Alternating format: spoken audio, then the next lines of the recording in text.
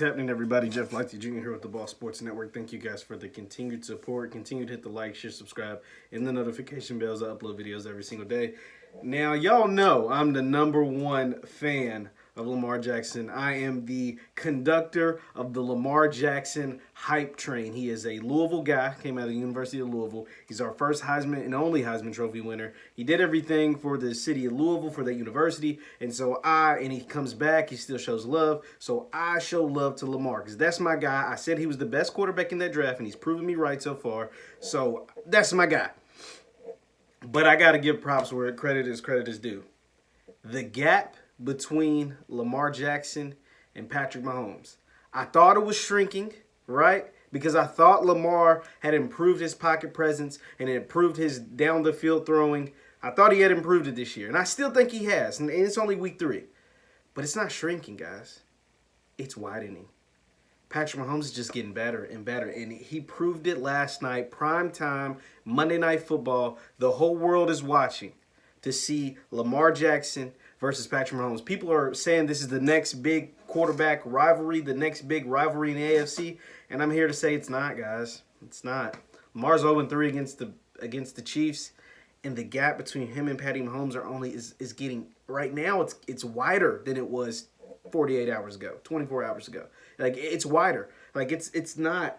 I mean, Mahomes, 31 of 42, 385 yards, 5 total touchdowns.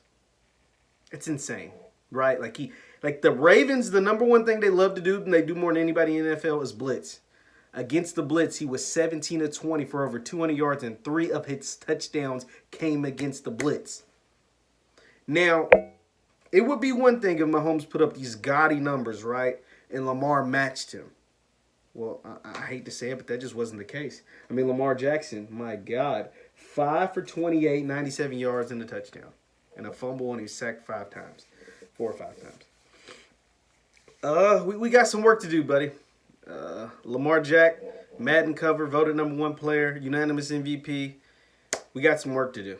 The Ravens were my Super Bowl pick, but it's only week 3. Don't get me wrong, it's only week 3. But there's a lot of work to be done on both sides of the ball.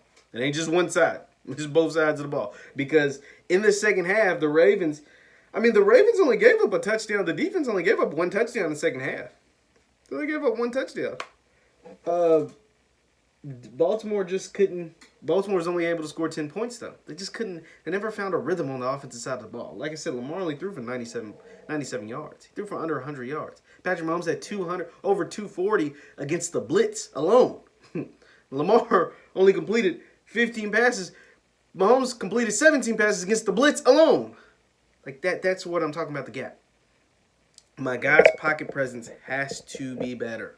It has to get better. That is the only way he's going to close the gap on Patrick Mahomes. He's going to close the gap on guys like Russell Wilson and Aaron Rodgers and things like that, right? Like, you have to get better in the pocket presence. You have to be able to feel where the defenders are coming from, because a lot of times they're not even coming directly after Lamar because he's going to run around them, right? They push back to a certain extent, and then they stop and wait. And Lamar starts to panic a little bit in the pocket and runs right into the defender because he thinks they're closing in on him, but they're actually waiting for him. They're waiting for him to scramble around. So that's where and don't get me wrong, Patrick Mahomes, talent-wise, maybe the most talented. Well, let me correct this. Talent plus system, right? His talent mixed with Andy Reid, Eric Bieniemy's system might be one of the best combinations in the history of the NFL. Let me restate that. Patrick Mahomes, with his talent, with Andy Reid and Eric Bieniemy's system together, might be the greatest combination, or one of the greatest combinations in NFL history. It's like Brady and Belichick. It's like Montana and Bill Walsh. It's like, it's one of those kind of combinations that I'm willing to put it up there. They haven't had the success of those guys yet, but it's only in year 3. He's only in year 3 under the guys. His 4th year in the league, but it's only in year 3 of starting. First year, he throws 50 touchdowns, sets all the records, wins MVP, and they get beat because of an offsides in the AFC Championship game. Second year, he wins the Super Bowl, and third year, he looks better than ever. And teams let them keep the offense coordinator, Eric Bieniemy, who I'm told is who actually calls the plays. Now, Andy Reid gets a lot of credit, and deservedly so. But Eric Bieniemy is the engine that a lot of people don't know behind that high-powered offense. And they let him keep him. They didn't nobody hire Eric Bieniemy, but whatever.